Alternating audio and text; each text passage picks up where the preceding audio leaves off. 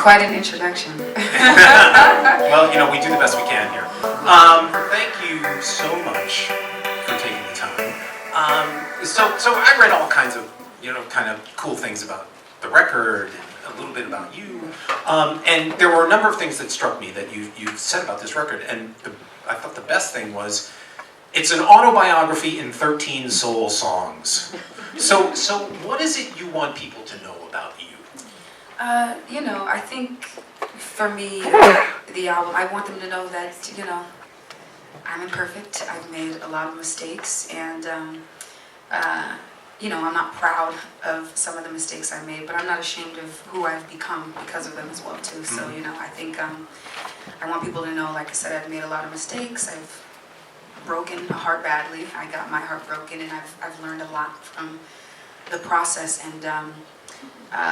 And you know, I'm a candid person. Yeah. You know, I feel like it's more freeing to be that open and that honest. And so that's what I would like people to glean from the record. You know, I think you referred a couple times to kind of three themes here: truth, vulnerability, and fearlessness. Fearlessness, yeah. So and the thing that truth and vulnerability, I kind of get. You know, you know, singers and songwriters tend to go there. It's the fearlessness that struck me.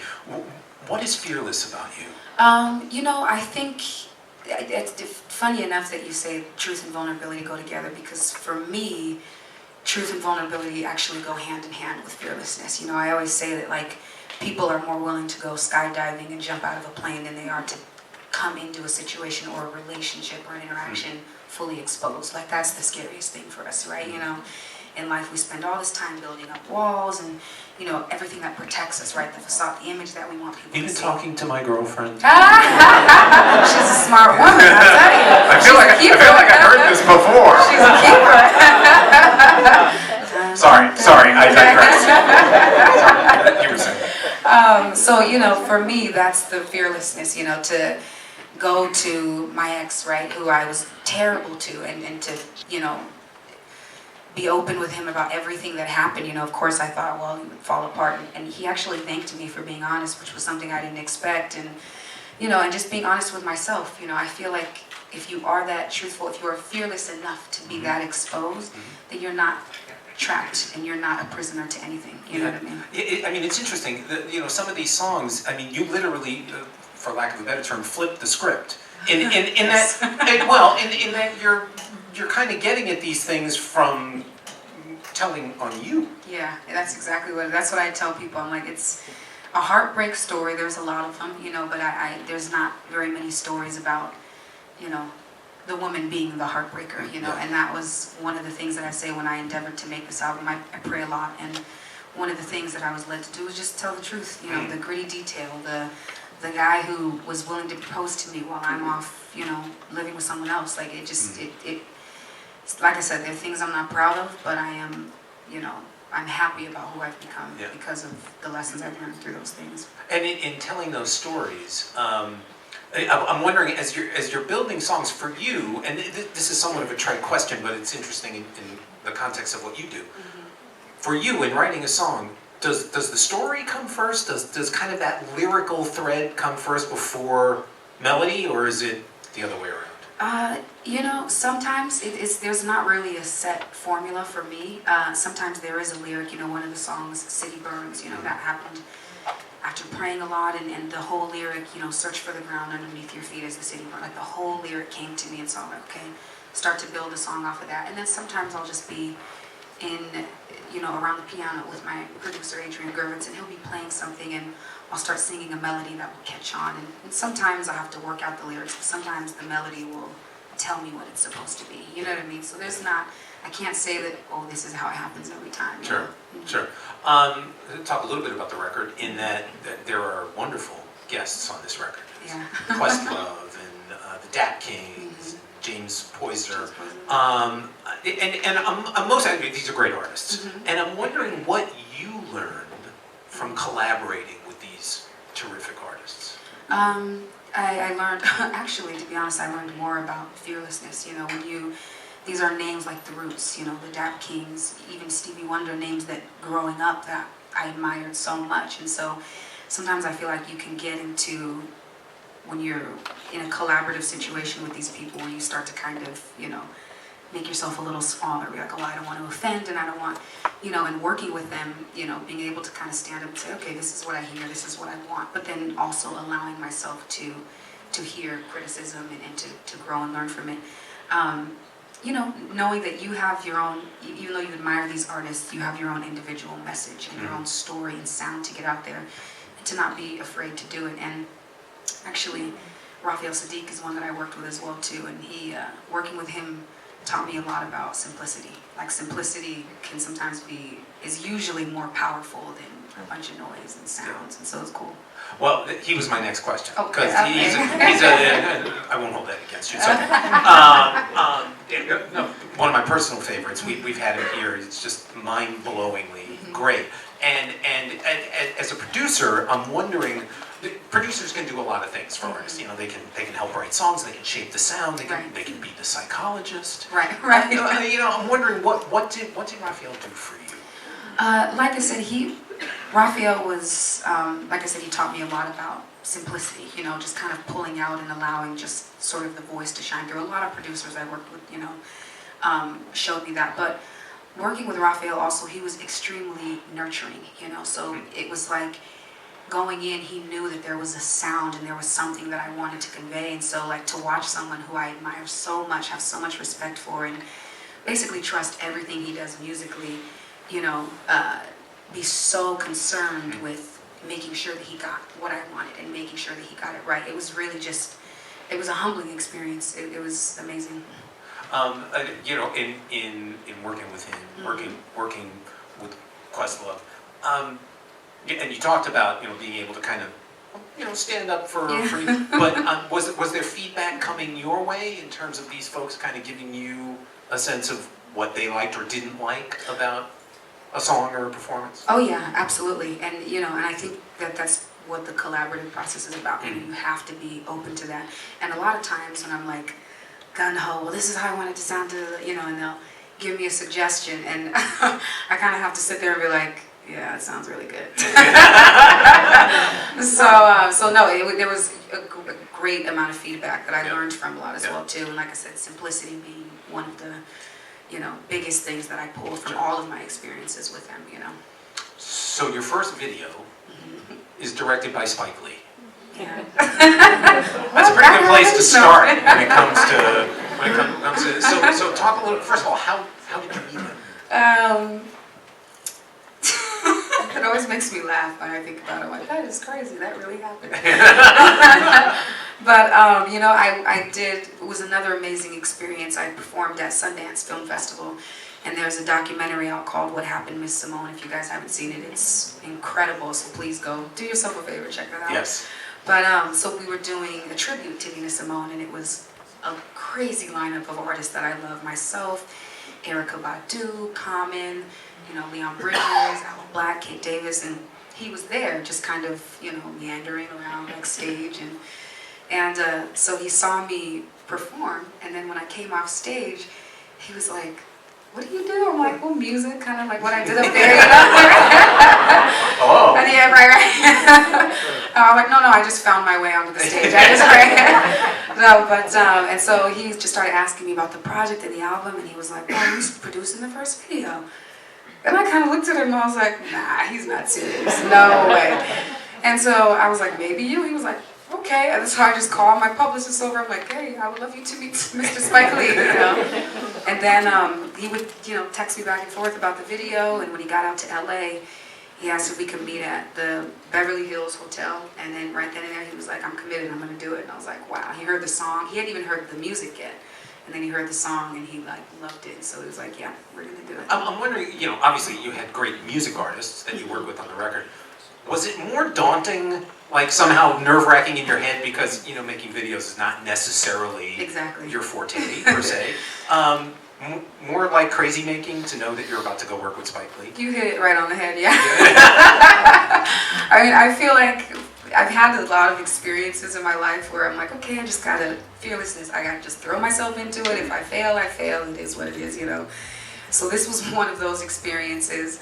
But he was another one who just throughout the process was so nurturing. He's very quick, very efficient, and And another one who I learned about simplicity. You know, that's part of what I love about the video. So I was nervous, and I think he could tell. So I think he treaded even more lightly for that reason. But then we got more comfortable and were able to sort of joke back and forth. So it was a great experience. You start to become successful. You sign with a record label. You go into the studio, you're working with other artists. All of a sudden, there are people who want to tell you. Oh yeah. What you need to do. That's their favorite thing to do. And I'm wondering how you react to that. You know, I think first of all, I think you do need to be. I was just talking to another artist about this the other day. I think you do need to be open, not to a degree. You need to be willing to listen, and you need to be willing to go through the motions and go through the process. But if you know in your gut, like you said, what you're feeling is right, then you should go with that, because I think for me, it's a willing, like it's not my desire, well, I have to make sure I'm the richest and the most, it's a willingness to say, listen, if I'm true to myself, then the outcome I'm okay with, you know what I mean? I can live with myself. So I think there has to be that willingness, but then there also has to be the willingness to listen, because I think throughout the process, there were times that had I not listened, I wouldn't have got like one of the songs I love on the album, Gold. I may not have gotten that song if I wasn't willing. So, knowing that other people have their ideas as well too, and knowing that, listening to their ideas doesn't mean it has to change you, and that as hard as people may push or impose their ideas or their will on you, you don't have to conform, and that I think is, if you're doing that's your safest bet. Yeah. I want to roll the videotape back just a little bit, sure. In that you did a number of really unusual covers yeah. that you put up on YouTube. Cover of a Muse song, and particularly, we'll start with that one. What is it that, number one, what has it attracted you to that song?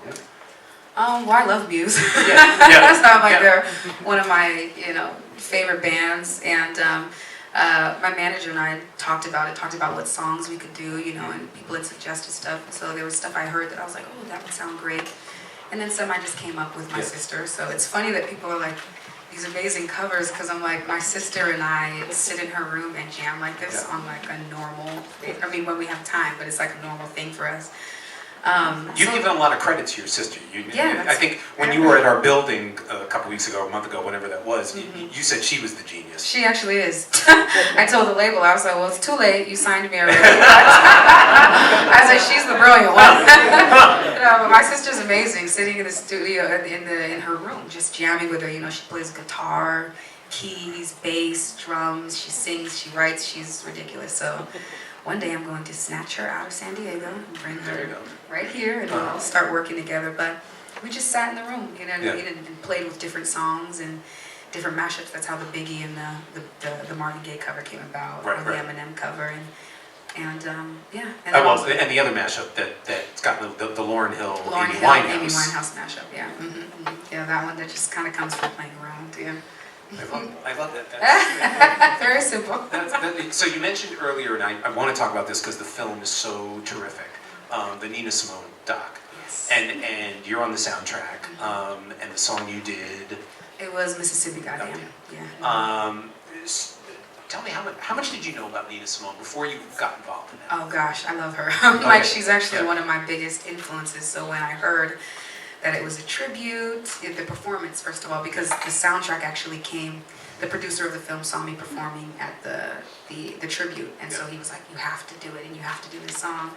So it was like the ultimate honor for me, because, her as an artist, her voice and her message, and another one, her fearlessness in a time where, Beat me to it. Yeah, exactly. Like she spoke about, the most volatile issues in a time when the racial climate was we all know was much more dangerous really than it is. And so for me, her as an artist, she just, her artists like Billie Holiday, their emotion is just, as an artist, that's like the pinnacle, so. You've talked about, artists who have, a significant, shall we say, vocal presence. Yes, yeah. But I'm wondering, take the vocalist out, songwriters. Who are the songwriters that you admire? So Nina is one of them. She, Mississippi Goddamn, for example, is just, it's a fearless song. It's in your face, you know. It's oddly it's in your face and it's not preachy at the same time, you know. And then also she has another song that's called "Don't Smoke in Bed," which is so visual. I just like when I hear that song, I could hear the heartbreak. I could see the end of the relationship. I could see, you know, it's yeah, it's incredible. Oh gosh, songwriters. I don't know songwriters. So like I'm going. Yeah, I'm just having brain fart right now. Not a problem. So you're out, you're doing radio, you're doing interviews like this. You're starting to headline shows, I believe. That's yes. coming up soon. Yep. So how does that feel as you're kind of starting to ascend, if you will? That's a funny word. I'm all, no. So much has been made about your style. And so here's what got me as I was reading about it. That a lot of this came about by your attending car shows. Yeah. First of all, I just love the fact that you went to car shows. Right. Okay? I'm so good with that. So tell us about what you saw at the car show besides the cars. Okay, well, I saw a 73 Stingray. I saw a 67 GT. Oh. These are some of my favorite, but these are all good. Believe yes, me. yes. Yeah, these are all good. Yeah, you know what? It's this kind of, and some of you are obviously familiar with it, but there's this huge, just kind of ode to the 50s, 60s rockabilly subculture, particularly in Southern California. And so I grew up around that. You know, I would see. My dad would take us to car shows because my dad's a car fanatic. Anything that has to do with cars, he just, you know. So he would take us to the car show or races, and I would see these girls. I'm looking at the cars too, but I would always gravitate to the girl with like dressed in a pinup, you know, with victory rolls in her hair and her, you know, high-waisted pants up to here, and I'm just like, wow. And then also I went to a performance arts school, and that's where we studied, you know, classic cinema, you know, and then Lucille Ball is one of my biggest inspirations. Billie Holiday, you know, Nina Simone, Lena Horne. And so just kind of all of that sort of culminated in this really tacky, disaster. I can't, this is my problem, I can't say no. Oh, Marjorie, great, yeah, stick it on there. Well, you know, there is a saying, anything worth doing is worth overdoing. I agree, oh my gosh, yes. It's all good. So one of the things that you've talked about your music is that it's rooted in jazz. I mean, it might go a lot of places, but it's rooted in jazz. And I'm wondering for you, what being rooted in jazz allows you to do musically? You know, I actually, like I said, I went to a performance arts school as well too. We studied classical, but we studied jazz vocal performance too. And I think for me as an artist, it opens up a well of musical inspiration and ideas, you know. So it's kind of like I could hear a regular pop song, right? Like one of my songs that I have, you know, Rise Up. I love the song. I think it's beautiful. It's amazing. But they're very simple pop chords, you know. And for me, my mind automatically goes vocally to what I can do, how I can play with it, you know. You know, chords that kind of rub, you know, that are maybe a little uncomfortable, but kind of get the grit in there that I enjoy. So it just...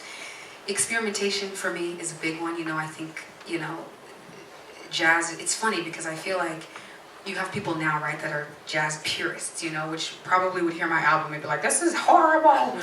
But jazz is about experimentation, you know. That's how we got bebop, you know. That's how Thelonious Monk and you know, Charlie Parker, like they mixed things together. They were fearless in their creating, and that's, you know, how we got this incredible genre of jazz. And so, you know, for me it is fearlessness, it's experimentation, it's playing, it's mixing, you know? Yeah, and that is very much the tradition, you know, in jazz. So, fair warning, we're going to ask for a couple questions from the house here in just a minute. Okay.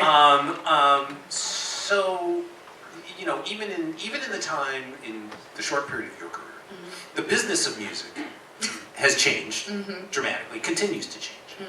And by your kind of putting these songs up on YouTube, and I think you felt, and you can tell me if I'm wrong, that you helped accelerate the process a little bit. Talk about kind of the if you will, the business aspect of getting your music out, even though you had not been signed at that point.